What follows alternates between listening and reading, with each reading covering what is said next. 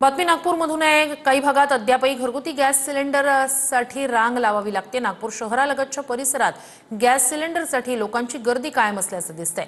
Gas cylinder मिळवण्यासाठी एचपीच्या gas godown बाहेर सकाळपासूनच लोकांनी ही अशी रांग लावली आहे। पहाटेपासूनच लोक घरगुती गॅस सिलेंडर मिळवण्यासाठी रांगेत उभे राहत आहेत। तर ऑनलाईन नंबर लागत नसल्याने अनेक ग्राहक त्रस्त असल्याचंही समोर येत आहे।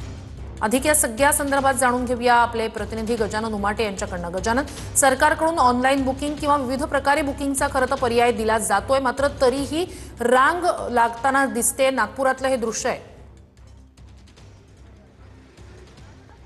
नक्कीच 7:30 ते 8चा वेळ आहे सकाळचा आणि ही रांग तुम्हाला दाखवतोय मी।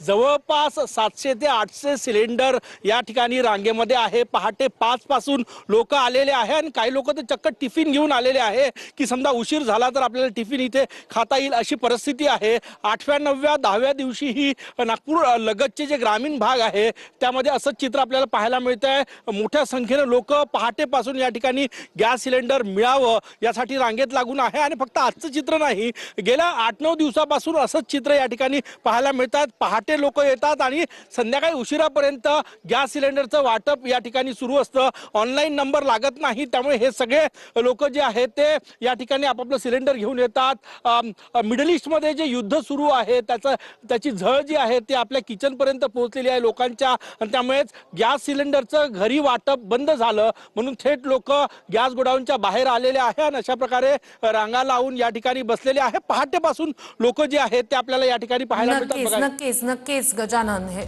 अपडेट्स घेत राहू। तूर्तास धन्यवाद।